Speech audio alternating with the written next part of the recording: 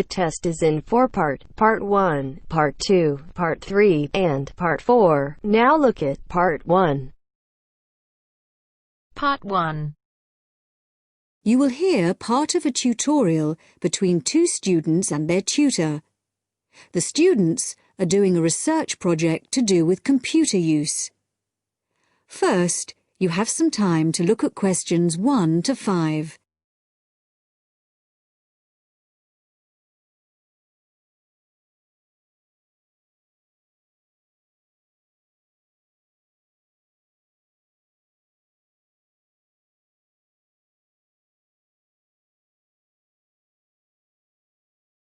Now listen carefully and answer questions 1 to 5.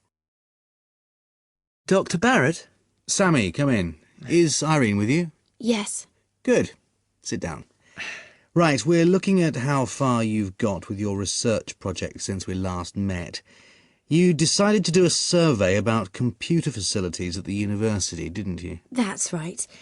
We decided to investigate the university's open access centres and, in particular, the computer facilities. Lots of the students are having trouble getting access to a computer when they need one, so we thought it would be a useful area to research. Good, fine. It's not a topic anyone has looked at before, as far as I know, so it's a good choice. So, what background reading did you do? Well, we looked in the catalogues in the library, but we couldn't find much that was useful. It's such a specialised subject, hardly anything seems to have been published about it. And as well as that, the technology is all changing so quickly. But the Open Access Centre has an online questionnaire on computer use that it asks all the students to do at the end of their first year. And the supervisor gave us access to that data, so we used it as a starting point for our research. It wasn't exactly what we needed, but it gave us an idea of what we wanted to find out in our survey. Then we designed our own questionnaire. And how did you use it? We approached students individually and went through our questionnaire with them on a one-to-one basis. So you actually asked them the questions? That's right. We made notes of the answers as we went along, and actually we found we got a bit of extra information that way as well, about the underlying attitudes of the people we were interviewing, by observing the body language and things like that.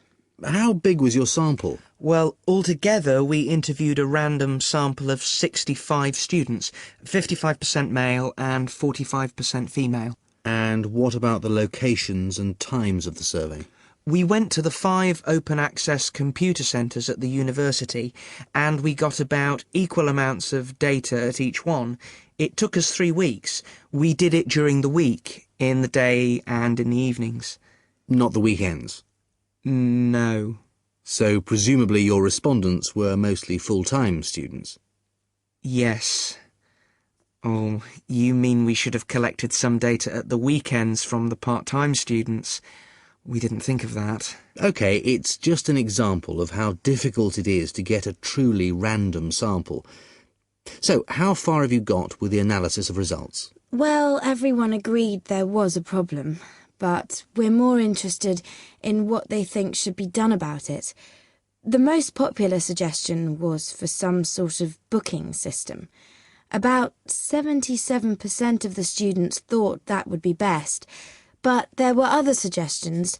For example, about 65% of people thought it would help if the opening hours were longer, like 24 hours a day. Before you hear the rest of the talk, you have some time to look at questions 6 to 10.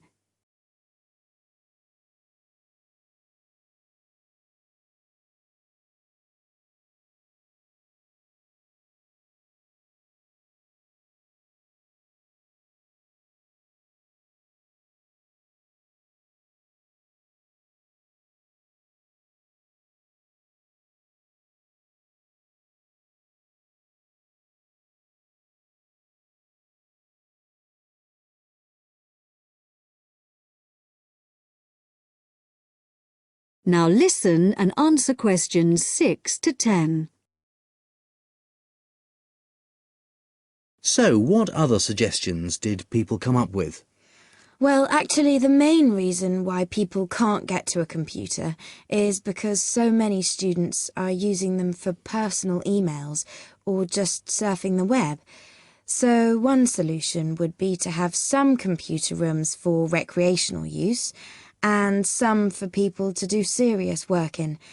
The trouble is, quite often people do their work, then they want to check their emails. And it would be a nuisance if you had to get up and go to another room and log on again just for that. Another problem is that during the day, tutors book whole blocks of computers for complete sessions, so several people said there should be restrictions on block bookings. But the trouble is, the classes need the computers. There's nothing else they can use. Some people said the whole problem would be solved if the university would just buy more computers, but other people said it might make things better for a bit, but it wouldn't really solve the problem permanently. You can't just solve the problem by throwing money at it. And with the suggestion that the computer room should stay open round the clock, some people did point out that there'd have to be someone around all the time to make sure the equipment didn't get stolen, especially at night. So a booking system seems to be the best suggestion. Yes. Apparently some universities have a sort of queuing system.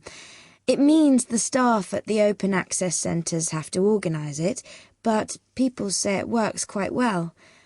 You go along, and if there isn't a computer free just then, you're given a numbered ticket, and then when your number is called out, you have the next available computer. Or it can be done electronically as well, but that's more complicated, and it isn't really necessary. Good. So, now let's discuss...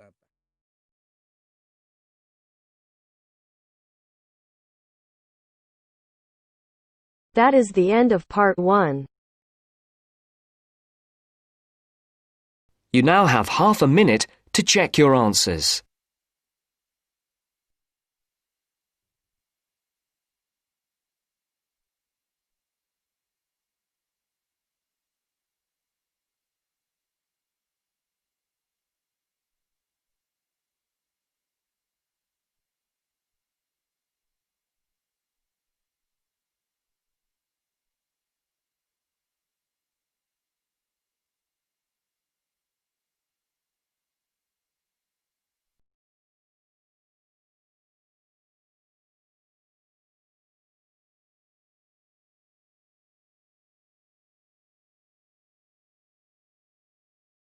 Now turns to part 2. Part 2. You will hear an accommodation officer telling students about different halls of residence. You now have 30 seconds to read questions 11 to 15.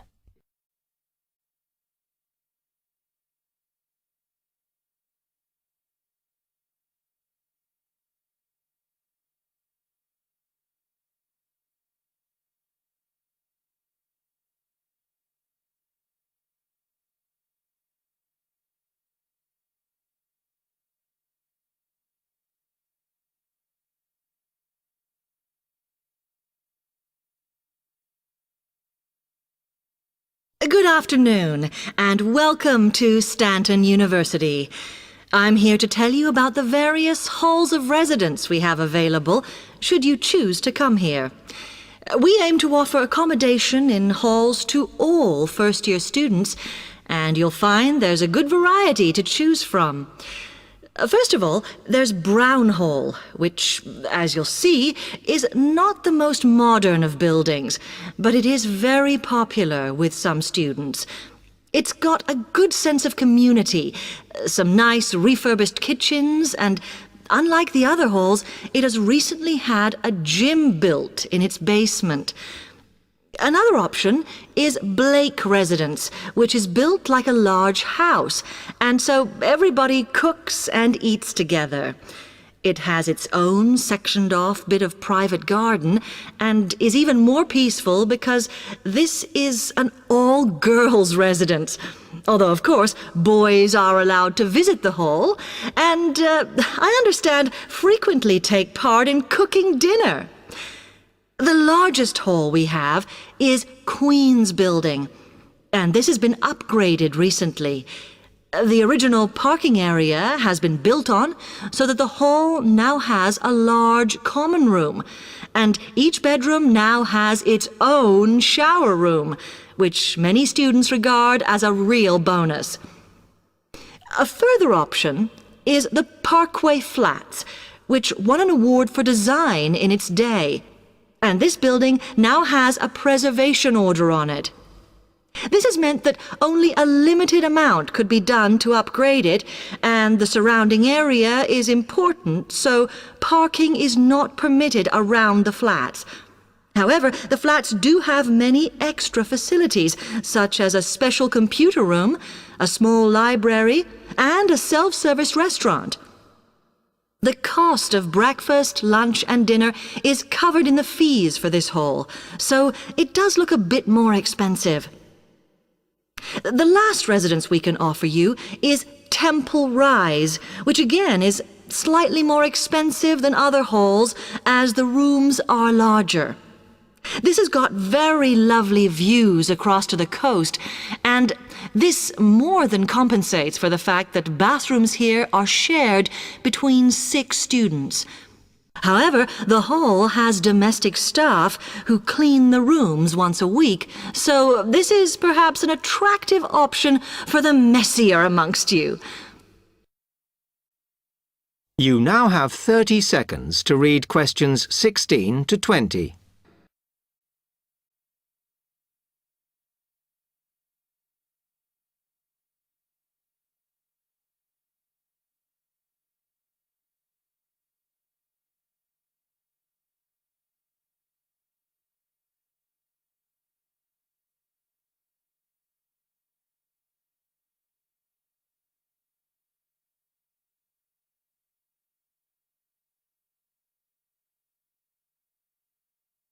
Now, if I can just show on this wall map here where they all are, you might like to go and have a look round. If you come into the main university entrance, at the first junction, you'll find that Brown Hall is on the corner opposite the theatre. So you're nice and near the station here, though I think it can get a bit noisy with traffic. The same applies to Blake Residence, which is directly facing the junction to the university entrance.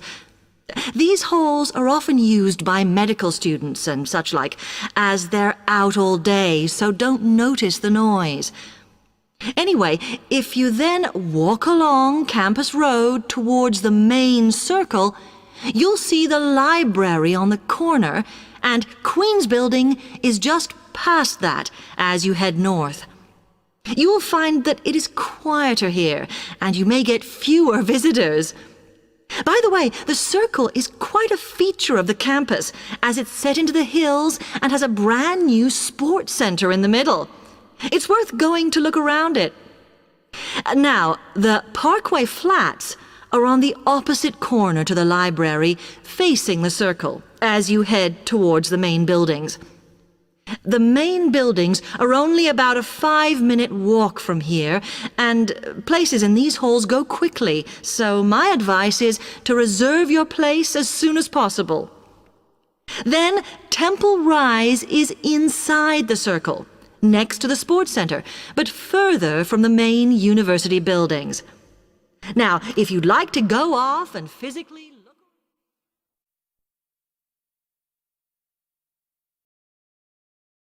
That is the end of part 2.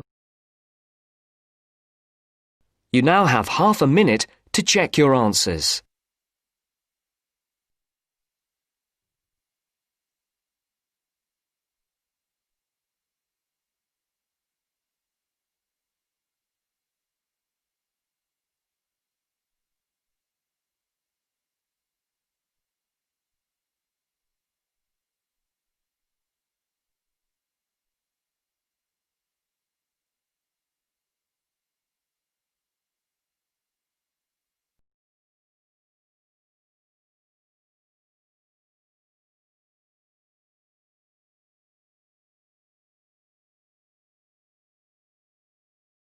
Now turns to part 3. Part 3. You will hear two business studies students discussing a presentation they'll do on an article on working effectively in groups. First, you have some time to look at questions 21 to 26.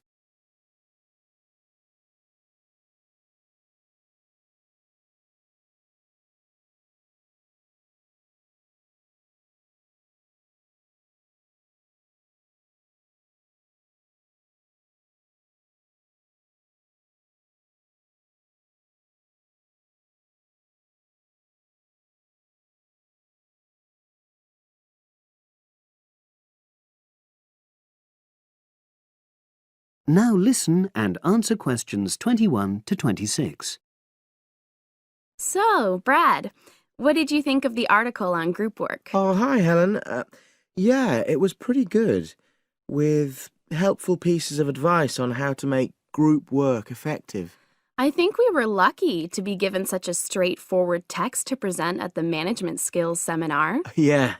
Actually, shall we discuss it now? Have you got time? Sure. It's only a 10-minute presentation, so we just need to explain and then give our views on the main points raised in the article.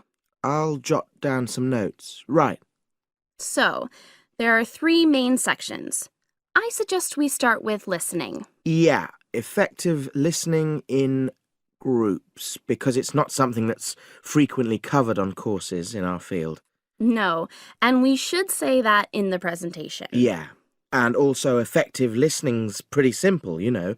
I don't think it's hard to learn. Well, people think it's easy, but in my experience, most of us tend to be very lazy listeners. Okay, I wouldn't argue with that. Something I do think we should emphasize is the power of the listener's posture, gestures, etc., in making speakers feel respected. Not that you're just waiting for them to finish before jumping in with your own ideas. Uh-huh. Okay, right. The next section is on goal setting. Let's make sure we're clear what the article says on this. Yeah. Well, firstly, it says that all group members must be given time to explain their own goals. That's it, yeah. And then, did it say that the whole group should agree on common goals? That's a bit too strong. It's more that everyone's agendas should be equally acceptable. But it does say that goals have to be realistic, you know... Achievable within a particular time? You've got it. That's really what the article's saying. There isn't really any point in having ideals if group members know they won't come to anything within a reasonable period. So, I think a summary covering those points will be enough for that part of the presentation, don't you? Yeah. Now, the last section is about conflict resolution. Actually, I thought it was the worst part of the article. Me too. I don't think it went into sufficient detail on the issue. Actually, I thought it devoted too much space to it, but that it was all rather boring, you know? It didn't mention some of the more radical theories. Absolutely. I found that really irritating. Right, and also I think it could have said more about conflict sometimes being healthy in groups. Absolutely.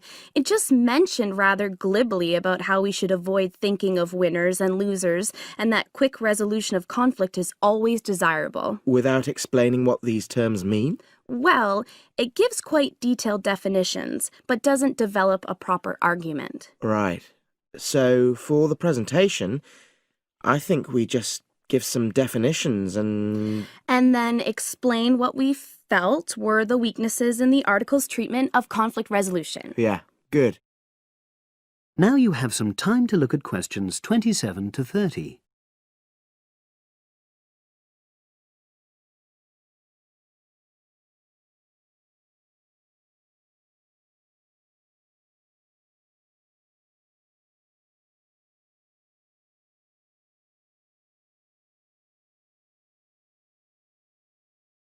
Now listen and answer questions 27 to 30. So, let's think about what we have to prepare for the actual presentation. Well, I suppose we'll use PowerPoint, but I'm hopeless at using it, especially if it has any visuals. I really have to look into doing a course on it because I know I'll need it in the future. Don't worry, I'm quite happy using PowerPoint and I'll put it together when everything else is ready. That's a relief. But yes, do that later. OK. Now, I heard the tutor saying we have to include some well-chosen quotations from the article. I'm not sure if we do. I'll email him to find out. No need. I can just have a look at the specs he gave us when he set the task. That'll be quicker. But the tutor definitely said we have to prepare a handout to go with the talk. I'm not really sure how we do that. Sarah did one last year. Who's she? She's doing the same option as me on marketing. I'll ask her advice on what to include. Great. So that just leaves the bibliography at the end. I suppose it'll mainly be articles. Yeah. So we'll just look on the web, and we can leave that till later. But we've been advised against that. Well, we could have a look through some journals in the library. I think we should start by looking through module handbooks. I think that'll give us some good leads. Yeah, you're probably right. So, that's all the topics.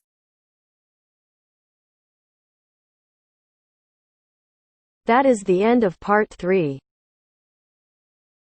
You now have half a minute to check your answers.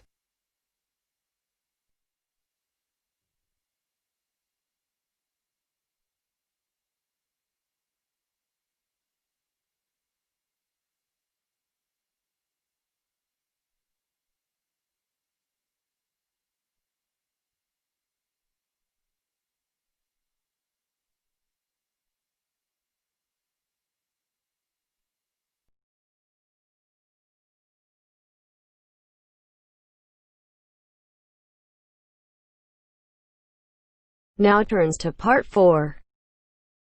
Part 4. You are going to hear a news broadcast about proposed developments in a local area and about a local college. First, you have some time to look at questions 31 to 40.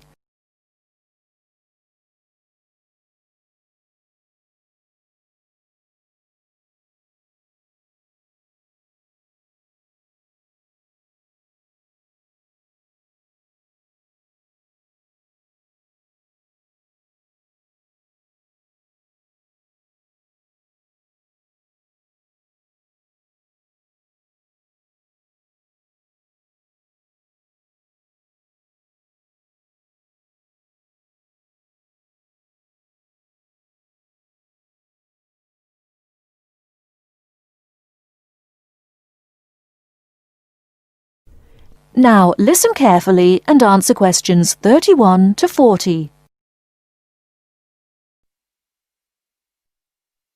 And now for our main headlines on Southern local news for today.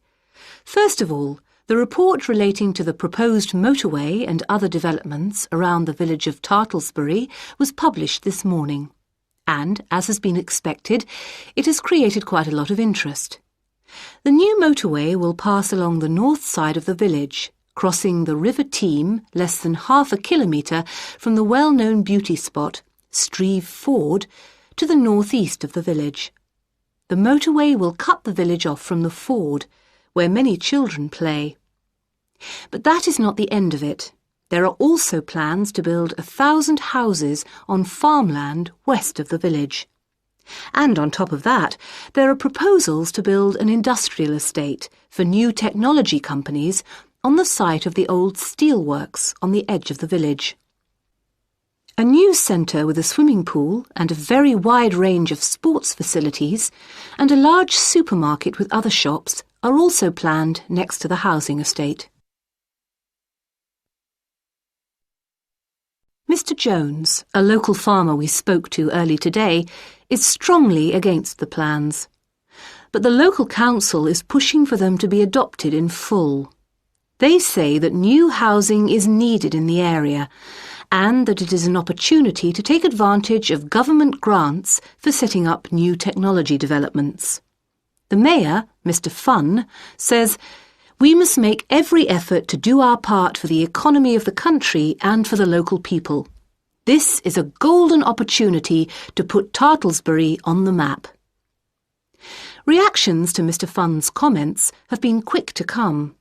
Surprisingly, when we contacted the spokesman of the local conservation group, he was very much for the planned developments. But not all the local groups support the scheme. And, unlike the mayor, the local MP, Mrs. Wright, is very much against the planned developments. Mr. Khan, a local shopkeeper, had this to say. People are absolutely horrified at what is being proposed here. This is just a chance for some people to make money quickly. But I can assure you that if they think that local people are going to be a walkover, they have another think coming. Of course, we welcome the jobs that the new technology park will bring, but we feel that the large increase in housing and the proposed motorway will destroy the character of the area. I think this is a debate that is going to run on for quite some time, and we here on Local News will keep you informed. And now for something quite different. This year's exam results have just come out, and there are a lot of happy faces out there. It would seem that the number of young people going on to university from the local college in Upton, which is not far from Tartlesbury, has increased by 25% this year. All those who have applied to go to university or into teacher training colleges have found places. This is the first time that there has been a 100% success rate at the college. We spoke earlier to the principal of the college, who said she was very proud of all those who had achieved their aims, and she wished them every success in the future. There will be another news bulletin at 11 p.m. And for now, it's back to more music from around the world.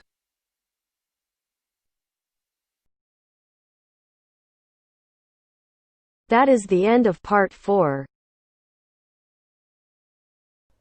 You now have half a minute to check your answers.